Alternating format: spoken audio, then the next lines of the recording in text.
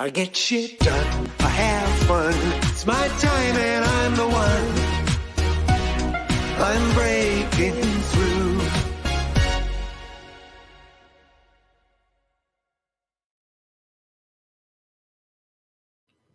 Hello and welcome to another episode of The Business Renovator. I'm your host, Coach Phil. Today we're going to talk about blue-collar business. The title of today's episode is basically how to grow and thrive your blue-collar business. But before we jump into the show, a couple of things I want to remind you about. If you're watching us live today, thank you for being here. If you have questions, fire them up at us, or comments, let us know. And if you have to catch us later at another time, another day, that's fantastic. Hashtag replay. Let us know where you're watching us from. If you ever have a need to talk to a business coach, guess what? I am one. But before I get into that, I want to give you a shameless plug.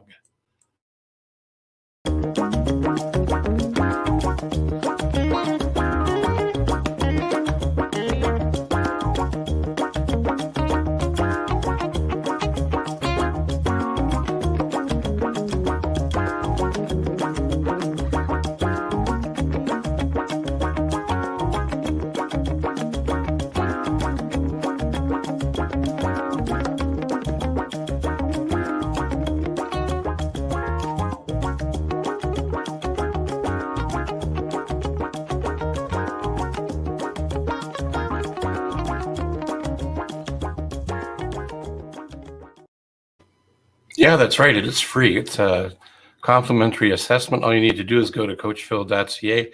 Top right-hand corner is a button that says Business Growth Score. Click on that, fill in the questionnaire. It'll give you some insights as to where you are. You may confirm that you're doing things in a perfect way, ideal way, and you may find some areas that are room for improvement. And if you're inspired and want to have a conversation, let's have a 30-minute conversation. No credit card required. I'm excited today because, one of the things that's cool out there is opportunities everywhere. And one of the great places for opportunities within the trades.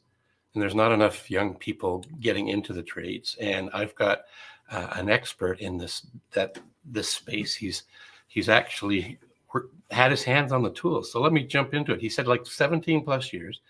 He's developed his skills by networking and learning from the best in the industry. And he started Refrigeration Mentor because he saw a need in the refrigeration industry, specifically around three main pillars: training, education, and mentorship. Those are kind of three pillars I follow as well. So I think it's a really synergetic session today. And there's a lack of support and training and guidance for technicians, contractors, and business owners. And once those techs become journeymen, that's problematic. They're great technicians. They're very skillful. But what do you do to run a business? And how can you build that dream life? Maybe as a contractor entrepreneur, maybe having a conversation with the refrigeration mentor himself. He's driven to help fill the knowledge gaps and share what he has learned over the 17 years. And from the foundation blocks, he's advanced technologies in refrigeration. He can customize and design any training to fit the requirements of the people he's serving or people that are looking to be helped by him. He can also focus on building a culture around the training, education, and mentoring within your organization. He's a guest on my show, The Business Renovator. Trevor Matthews, come on up. How you doing, sir? Phil? How you doing, brother? I'm doing well. But I probably missed a bunch of stuff because you're well versed and have a lot of experience. We had an interesting chat about last week or the week before about how you got into this, and I'm excited to be able to give you an opportunity to share it out there with other people today. Awesome. Yeah, no, it's a pleasure. Thank you so much for inviting me onto your show. This is amazing, and I really appreciate it. Yeah, that conversation last week was great, and really, like you said, I'm here to serve, right? I want to help people out there in the industry and just guide them. Because one of the things is, as when I got into this industry, it found me. I didn't find the industry. I went to university and, I went to college because that's what I was told that I needed to do. And after I did all that stuff, I was still really at the same point after 4 or 5 years. I wasn't there. There was some growth, I'm sure, there was a little bit of growth, but financially there was no growth. There was actually a massive debt. And from there, I was like, I needed to restructure my life. What do I want to do after I spent all this money in college and university? That's when I started thinking, because really in high school, there was no guidance. We had guidance counselor, but it was, I got to go to university. That's the only way you're going to be successful. That's what I was told. And family and friends too, like, because that's what everybody knew. You go to college, go to university 20 years ago. And I got to a point where I still feel like I was at dead end jobs after doing 4 years, spending $40,000 on school, right? And then I reassess, and I'm like, what do I like to do? Well, I like traveling. I like money. I like having free time. And I went back to school, and it found me because I was going actually for a different career. I was going to go into bartending. That's what I was thinking I was going to take, because bartenders are everywhere around the world. You need them. And I actually met a guy when I was going to go back and register, and he told me about refrigeration, and I didn't know what it was. Just like a lot of people, even you, like if I talk to you about refrigeration, you're like, well, I have a fridge in my house and I got an air conditioner. I turn the thermostat up and down. You might know a little bit more, but I'm just saying, most people, that's all you think about refrigeration. But everybody has a cell phone. You wouldn't have this cell phone if it wasn't for refrigeration. And when I met this guy, I asked him, well, what is refrigeration? What do you do? And he was like, well, when you go to the grocery store and you pick up your groceries, your dairy, your ice cream, whatever it is. Yeah, I've done that before. A grocery shop before. Well, someone needs to install that. Someone needs to service that. Someone needs to maintenance that. I'm like, okay, big deal. I'm like, can you travel with that? Well, you think there's refrigeration on the other side of the world? I'm like, okay, makes sense. Well, is there any money doing this? And this was back 2004, I think, 2004, 2005, I think. And he was like, well, my dad's a refrigeration mechanic and he makes $50 an hour. I'm like, whoa, signed up. That's how I got into refrigeration. It found me. Isn't that interesting? There's this, I don't know if you watch TV at all, but you don't have to watch TV. There is a series where they talk about the businesses that built America. And one of them was the frozen food business. And they were trying to feed people outside of the local markets and farms and store it and save it. They had primitive ways to do it. And they eventually got to what you're talking about, found a way that they could refrigerate and freeze, which is part of the refrigeration process. You can, but not always frozen. Some of us just stay cold, right? In retail spaces and that. So they found a way to do that. But up until then, a lot of food that was being created, grown or manufactured would spoil because there was no way to keep it safe to eat. So refrigeration has a huge impact on our lives across the globe, doesn't it? Yeah, no major. And I was on a call on Sunday called World Refrigeration Day. So this is every June 26th, and it celebrates refrigeration and tries to educate the public that refrigeration is a thing. Every day it affects your life. Refrigeration, air conditioning, that you wouldn't even know it. You get in your car, you turn the car on, and it's 30 degrees outside. Or 100 and some if you're in the U.S. That's right. It's warm, so you turn on the air conditioning. Okay, Yep. But we have it around us all the time, and you don't really comprehend. Data centers, like I talked about the cell phone, data centers need so much cooling. Yep. It's all about cooling. If we didn't have that cooling, you wouldn't have your cell phones working. Things like that. I worked in technology in the mainframe business, and you hold up where's my phone? I don't know. It's disappeared. Anyway, people know what a phone looks like. The power we have in our hands when we have a phone in it was probably more than the technology I was selling and the stuff that I was selling and helping people get in their businesses were in a room. And guess what was in the room besides computer gear? There was refrigeration. Yeah. Right. Air conditioning and commercial base. And it was more complex than what we do with the phone. We can hold the phone in our hand, and we don't need so much refrigeration using it unless we're in the States and you left it in the car and you get a message. The phone's shut off because it's too hot. Yeah. I've had that. Yeah. Yeah. So that's really how I got into it, that story there. And there's a longer story to it, but I went through my journeyman and my apprenticeship after I took this program because I knew I wanted to get the top wage.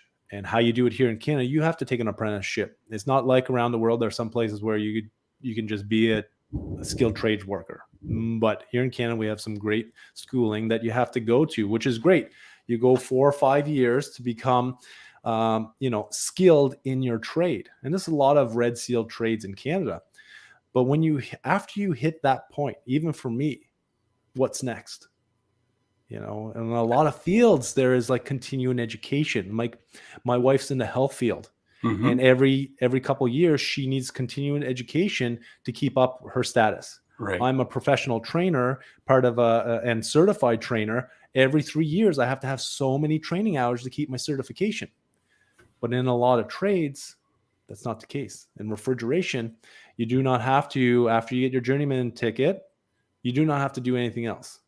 And that's where I came up with the need, because I seen me after 10 years in the field struggling still at things and not having places to go to find training, get educated, because I wanted to continue to learn. And there used to be different associations that did this, but it started to die off with technology and start like, now I can access stuff faster. Now we're at a point where we need more continuing education, and that's where Refrigeration Mentor comes in. So before we jump into that, because I think it's a great thing to talk about, because of your years of experience and what you're doing in the trades, helping them elevate themselves and giving them the opportunity to learn more so they can earn more and serve more. About a year ago, maybe a little bit longer, I had some people from the trades on the show talking about there's a gap. At least a year and a half ago, there was a gap of available people to come and do the work as tradespeople, and not just in refrigeration, but the whole gamut of trades. Can you speak to that? What have you noticed? Yeah. So they're right, but this hasn't changed. It's just more prevalent. This has always been a case. When I started in the industry, there's been a lack of skilled tradespeople, because for so long, the education system has been pushing people into college. You need to become in business. You need to be a doctor, a lawyer. And it's not only the education system. I think it's the parents themselves. I think it's the mentality that, that you need to go into the business. Yeah. But I know more technicians, refrigeration professional. I'm trying to change the term as well in the industry. We're refrigeration professionals, not technicians, not mechanics. We're professionals, because that's what we do. And I think that'll help understand, because there's doctors out there. Yes, they do 150, 200,000 a year, but they work 24/7, 7 days a week to make 200 grand. I know technicians that work less that make just as much, or refrigeration professionals. So it's kind of like a stigma, a perception, a paradigm, whatever we want to call it. And that's why I wanted to speak a little bit about it today, in case somebody's watching this, so that then they can encourage people to go into the trades, because we need them. It's an honorable career. It's a great way to design a life. And like you say, earn a decent wage, maybe even start a business, become an entrepreneur, and help other people get into the trade, whether it's electrical, refrigeration, plumber, HVAC, doesn't matter. Yeah.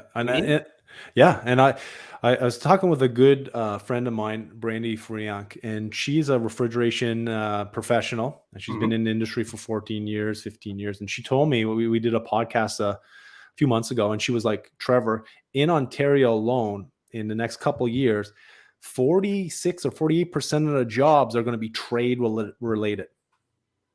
46 to 48%. Yeah, that's half.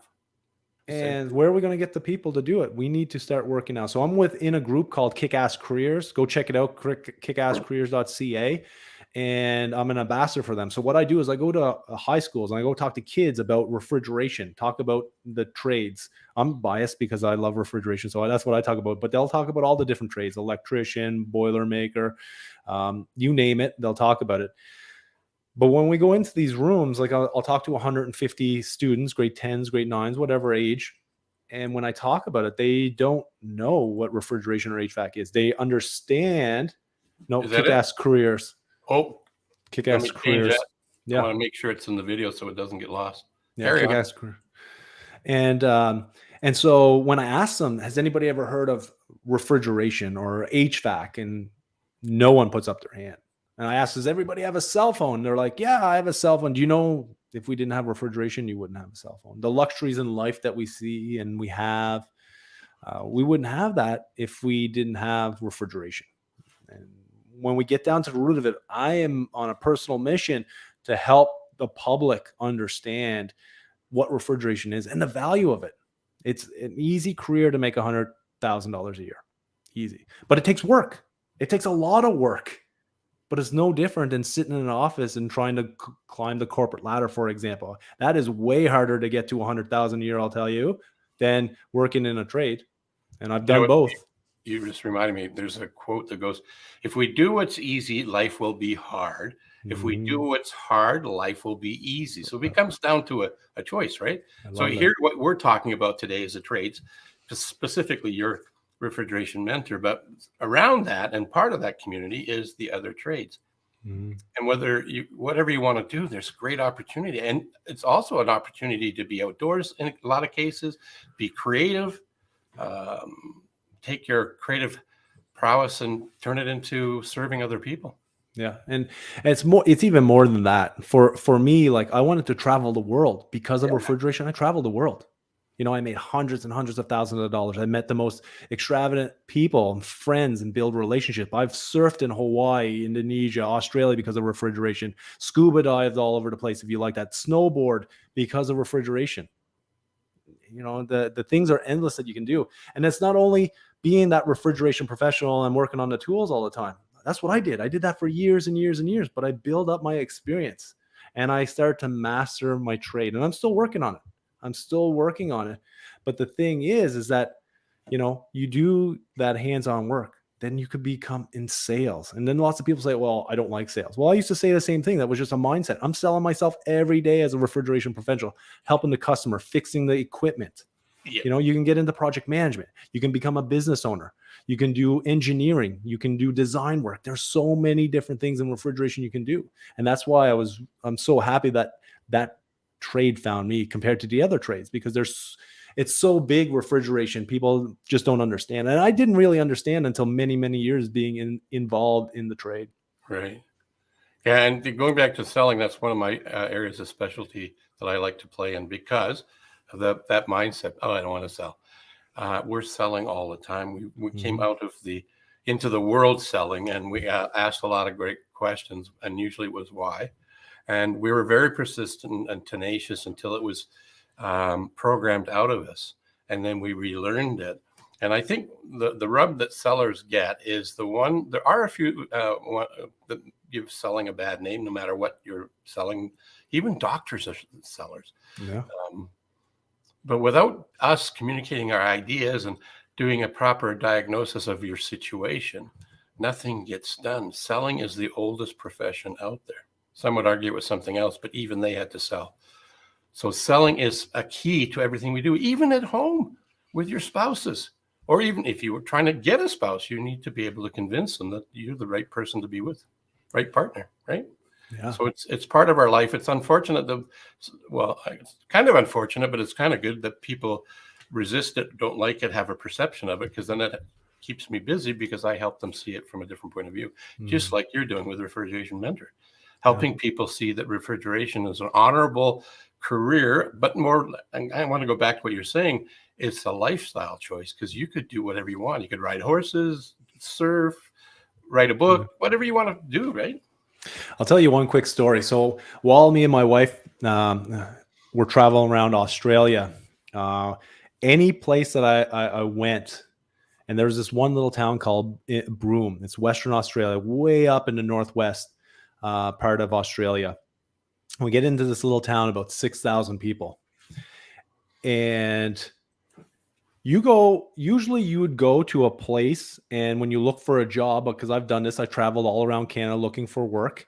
It takes a week or two. You got to put resumes out. It doesn't matter what career you're at, maybe 3 weeks. And my wife's, like I said, she's in healthcare, and she can get jobs, but it takes a little bit. Like it would always take her 2 or 3 weeks. When we strolled into this town and I walked up to 3 businesses, small little town, and knocked on the door, said, my name is Trevor Matthews. I'm a refrigeration technician at the time. Now I call myself a refrigeration professional.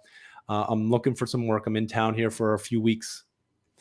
And within that, by the end of the day, I had a job the next day. And actually the next day was my birthday, and I went and worked on my birthday because I had a job. But we strolled in this town with just the fumes in our car. That was it. Because that's the way we liked living at the time. Because I was go ahead. And the passion in your heart. Yeah. Well, I love traveling. We were camping in tents. Doing Ningaloo Reef, all these cool things that we want to do, fishing. But went in there and was able to get a job just like that because I was a refrigeration professional. My wife took 3 weeks to get a job while we were there, and it's just, that's how the big demand wherever you're at in the world. And I made so much money in 6 weeks. I think I made about over 10K in 6 weeks in this little small town, because I would put the hours in, the time in, and I would work hard, but I worked on everything. And it was really the key to really my mindset being like, wow, I can really get a job anywhere I want with this. If I would have went in and said, okay, I'm in business, I'm a sales guy, I want to work, I want to sell your product, I wouldn't have had a job the next day. Just choices, right? That's great. I want to go back also to the paradigm. I'll use that word. That's a Bob Proctor word. I heard from him so much. It is, yeah. It's what we believe, really. So I heard this from some other people in another training program that I was participating in and helping retell their story. And there was one guy on there who was talking about everything we do in terms of coaching our kids to get into a career is wrong. They go to the guidance counselor. The guidance counselor has their scotomas, or their vision is, you got to go to uni and your marks aren't really good enough, so you need to work on this and this and this. Oh, and don't bother going to try and be a lawyer because you'll never get there. So that's their opinion of who you are. Who the hell are they to tell you what you can or cannot do? If you decide you want to do it, you can create the life just like you've done. And there are other options, and I'm glad that you're up here today talking about what the other options are, but they're not made apparent, and they're usually putting I just go back to Bob Proctor. Somebody said because he wasn't smart enough, he couldn't go to university, he should go into the trades, work with your hands, and he tried it. He hated it, and he hurt himself. He wasn't what he wanted to do. Certainly, he needed to learn some things before he got into where he was in his life. But we all have choices, and don't just settle. Don't be like a catfish, a bottom feeder. Go and explore the world and see what you want to do. Go check out the trades, because I don't know how many different ones there are, but there's a lot of them, right? Hundreds. Yeah, and I had before, to be honest, before I got into refrigeration, I had 20 some different jobs. Wow. Before I was 24. Because you were testing the waters, right? Trying to figure out what you wanted to be when you grow up. Exactly. But what I really hope I can make a change in our society, if I can, is I would love to see a lot more people start out into trades and then get into university, because I still believe in education, and maybe not even university, maybe not college, but continuous education. And education is not necessarily the school system to me. Education is learning, consistently learning, reading books, learning math, sciences, English, whatever it is that it could be mechanics, but continuous learning. But I really think if we can get more people to start out in the trades, into some sort of skilled trade where they're working with their hands. And I hear lots of people, I'm no good with my hands. Well, you're telling yourself you're no good with your hands. Of course, you're not going to be good. But if it's like brushing your teeth the first time you brush your teeth, are you any good brushing them for the very first time? And over 20 years, you get better at it. Hopefully. Hey, Mark Twain, everybody's probably heard of him. If not, well, go look him up. I was just looking for his quote based on what you just brought up. And this is, I never let my schooling interfere with my education. Yeah. I love that quote. Yeah, me too. Right? That's really kind of what you're talking about. So 27 lessons or experiences to help you define who you were going to be and the people you met to help you be where you is today, right? Mm-hmm. So now let's speed it up, because it's already half an hour. We're just scratching the surface. Maybe we'll stay a few minutes. Let's do it. So now you've created the Refrigeration Mentor. That wasn't on a platter. You designed that and came up with that because of your life skill, your 17 years in the trades as a refrigeration technician who is now a refrigeration professional. And there was the three things on your bio or intro that I talked about that are very similar to mine, and the foundation blocks. What are the three of them again? Just so people hear them one more time. Training, education, and mentorship. Right. So you've created the Refrigeration Mentor to provide those three things, have you not? Yeah. So the whole goal with Refrigeration Mentor is to serve others, by helping educate them and train them in the things that they need. And it's not only the technical stuff, it is the personal development stuff as well. And I'm moving more into that field the more I do this, talking with you, because I really want to help more people, because I believe when you spend the time learning about yourself, learning the opportunities that are out there for yourself, and work towards it. I'm a true believer in reading a lot. 2 years ago, I'll tell you, Phil, right now, 2.5 years ago, I didn't read at all. I read some technical manuals. I read the things that I needed to read over the years, but I didn't sit down and read a book. In the last 2 to 3 years, I read dozens and dozens and dozens. And I have this year, I want to read 20 books. I'm at 15 already. Cool. So we're halfway through. But I was a person that said, I can't read. I'm too slow. I had to read paragraph over paragraph over paragraph. This is just a few years ago. And I would read a page and it was like, I didn't understand it. And I read it over and over. But you know what I did? I kept at it. I worked harder at it. And I learned how to read faster. I spent time in Jim Quick's book, Small, Simple Steps, learning how to learn. And now I can read really fast. Where it used to take me a month or two to read a book, I can do it in half the time, in a week if I wanted to. I could read it in a day if I spent the hours and hours of reading it straight, because I've worked at it over the last 3 years. And this is like in any industry, any profession you're in. And this is what some of my founding blocks and those fundamental blocks, what Refrigeration Mentor is all about, is helping train and educate as well as mentor them, because give them some guidance. As I was listening to a podcast by Zig Ziglar today, and he said, I can get you to the top of a mountain in an elevator or a helicopter, but if you don't learn the steps to get there, it doesn't matter if you get you're getting dropped off there. You need to learn that, because it's real easy to come down that mountain.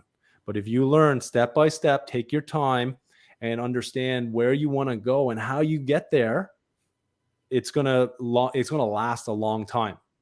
And this is what I'm doing with refrigeration: slow, simple steps to help others out there, serve others. And it's through technical training, through personal development training, and lots of cool things that I'm trying to come up, meeting cool people like you and learning from it, because I am in my infancy stages. T.R. Ecker had a quote: all masters were once a disaster. Or Brian Tracy says the top 10% started out as the bottom 10%, and you're living proof of that. We're pointing at your website here, and there's the three pillars: training, education, and mentor. And I've put the URL there so people can see that. It's really hard to see it, the small one on the screen here. Yeah. There's a lot of cool things in here. Your courses and your events and podcasts that you've got. Lots of things. There's another handsome looking guy. Kind of looks like you. Oh, yeah. It is you. Yeah, imagine. Yeah. Imagine that. And then you've got some videos so people can learn more about you and what you're about from there. The other thing that I've got that I wanted to share with everybody is you're also on LinkedIn. Let me trade that. That's a little easier to read. So if they wanted to connect with you there, they could do that as well, right? Yeah, sure. Yeah, I love connecting with people. I love learning about others, how I can help, how I can serve. I try to bring a positive aspect to things. That's a big thing. Like I really think if I can share a little bit more positivity to each person's day, it's just gonna help them. And if I can help anyone put a smile on their face, make them 1% better than they were yesterday, man, I'm living the life. You're living the dream, right?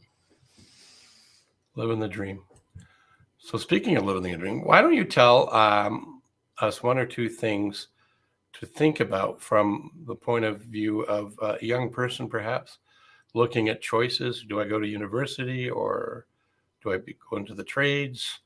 What would you share with them to consider? That's a great question.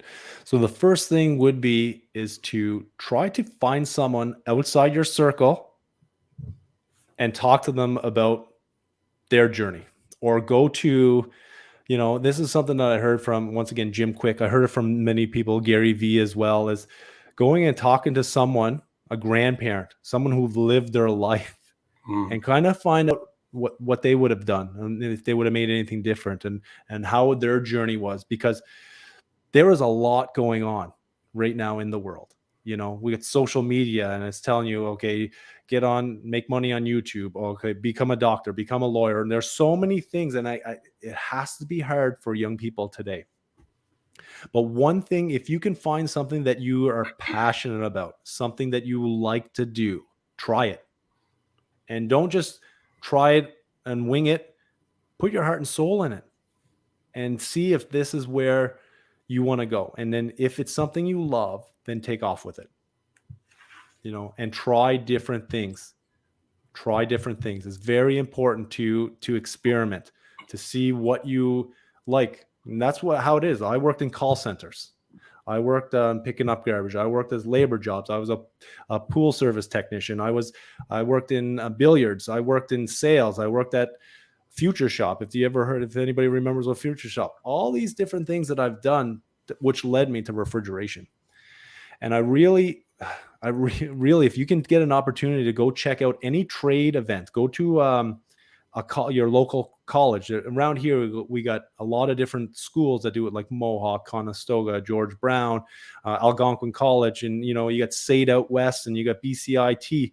When they have events about what industries to get into, go take that. Skills Canada is another one. Go check that out to see the opportunity, because you may be in a household around people that are saying this is what you need to do. But I went and did what other people wanted me to do, my guidance counselor, my parents, Right. Which I'm not saying was a bad experience, but I did spend $40-some thousand, and I had to go back and get more education and get into the skilled trades, right? So, and I know many successful people who had the opportunity to take the trades right off the bat. They were able to buy a house quicker. Yeah. They were able to take vacations quicker. They were able to buy their toys if you want toys. And one other thing that I really want you to focus on, any of the young people, is your finances. This is something we're not training in our education systems enough. If I had the education on finances when I was younger, and even took business in university and college, and I had financial courses, by that time, 18, 19, 20 years old, it was already above me. But if I knew and understand, because I'm making hundreds of thousands of dollars each year, if you're smart with your money, you understand how to spend it, you will go places. And this is a good thing by Jim Rohn I recently learned from. He was like, if you can learn how to spend 70% of the money you make, especially when you start out younger, and you save 10%, you invest 10%, and you donate 10%. When you start making $100,000, $1 million a year, it's easier to give up a couple $100,000 when you're already doing it in your process, and learn to live off 70%. Your life is going to be that much more financial freedom. Yeah, absolutely. I was at an event probably about 5-6 years ago, and I'm going to screw up her name, but she was part of the Proctor world way back when, and she stood up. When she came into the room, she had everybody standing up, and her whole presentation was asking questions. And as she was asking the questions, if you couldn't answer yes to, then you sat down. And basically, without doing her presentation, what she was asking was, how many people went to university? If you didn't go to university, sit down. How many people are in a trade or profession that they went to school for? Lots of people. There was only a few people standing by the time she got to the end. And what she was trying to impress upon us is that we're being taught the wrong way. Not that the university isn't a good thing. It is a good thing. Yeah. It's just do your due diligence to find out what makes sense for you. Otherwise, what she said is you get so many people that are invest in an education. They're in debt, $80,000, $100,000 to get a degree, and they're not doing anything in their under their degree. Now, it's made them great people. They know how to learn, but then that's it. Another guy who's written a great book. Check this out, guys. Can you really think and grow rich? Well, he did, and it's available in bookstores. I don't get any commissions or affiliate links. Yeah, get that book. Get that book. Read that one. I've read that one at least 3 or 4 times since I got it.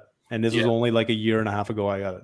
Yeah. And I'm it's still amazing. reading it. It's beside my bed. I read it every almost, not every day, but every week I'll read it, a page out of it. Yeah. Like we could go on forever here. Maybe what we need to do is schedule another one a couple of months out and talk about similar sort of thing, but go in a different direction a little bit, provide more info, because I'm all about helping people like you are.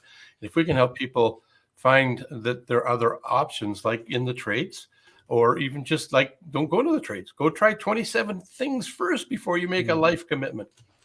The big thing is about anyone, say you're approaching college age, university age, when you want to do something, think about how many jobs there are even out there. Because there was a statistic I've heard, because I asked a question in one of my groups of grade 10s.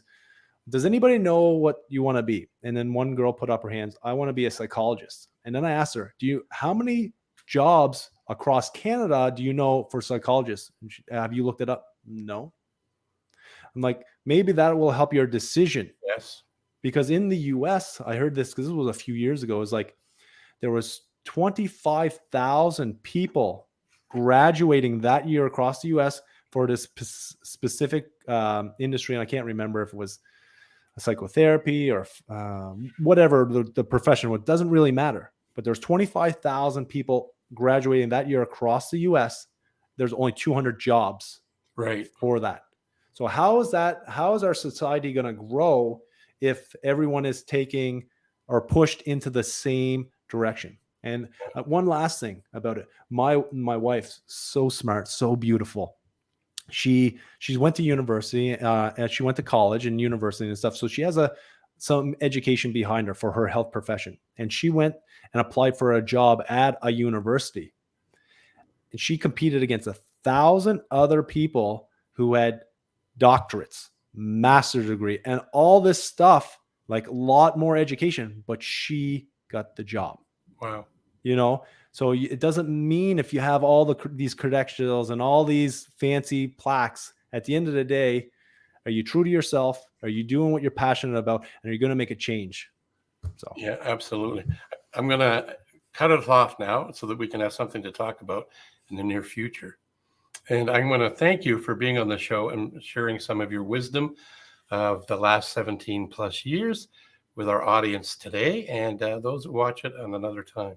So again, thank you for being here, Trevor. Thank you so much.